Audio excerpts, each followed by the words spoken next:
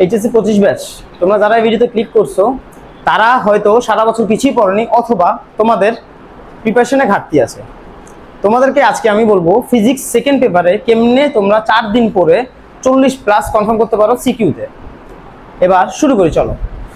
আমরা physics second পেপারে কিছু চ্যাপ্টার সিলেক্ট করব, 5টা চ্যাপ্টার সিলেক্ট করব যেগুলো তোমরা হয়তো অনেক ভালো পারো, অথবা আমার পার্সোনাল সাজেশন থাকবে তাপগতিবিদ্যা, স্থির তড়িৎ, চলতড়িৎ, পরমাণু মডেল, আধুনিক পদার্থবিজ্ঞান।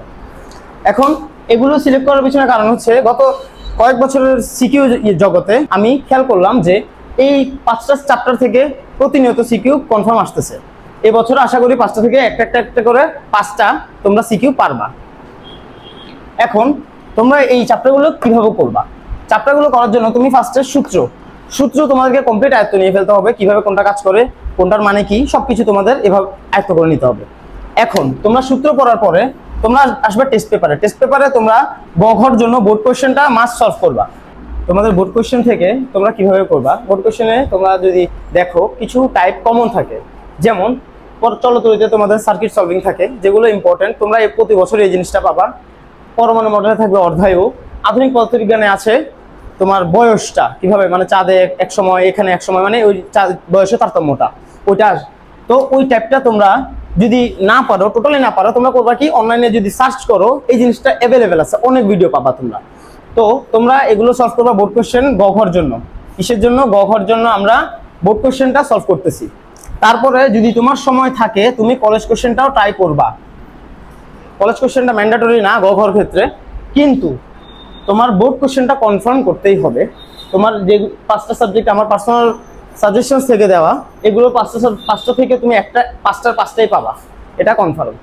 তারপর তোমরা 4 দিনে কিভাবে কমপ্লিট করবা?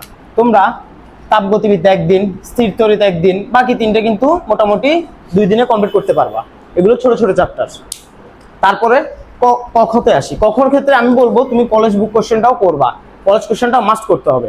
কারণ তোমার করলেও তুমি কিভাবে করবা হচ্ছে কি, কনসেপ্টটা ক্লিয়ার করবা। তোমাকে আমি মুখস্থ করতে বলতেছি না, তোমরা করবা কনসেপ্ট ক্লিয়ার করলে তোমাদের বেটার হবে। কিভাবে? তোমাদের যদি এইচএসসি তে কোশ্চেন ঘুরায়ও তোমরা জিনিসটা বুঝতে পারবা, সহজে ধরতে পারবা।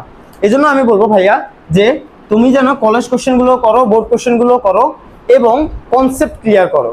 তোমরা মুখস্থ না করে কনসেপ্টটা ক্লিয়ার করলে তোমাদের জন্য আরো বেটার হবে, যেটা তোমার গহতেও হেল্প লাগতে পারে। তাহলে এতটুকুই থাকবে যে ভাইয়া ফার্স্টে চ্যাপ্টার সিলেক্ট করবো, ভাইয়া 5টা চ্যাপ্টার অলরেডি সিলেক্ট করে দিছি।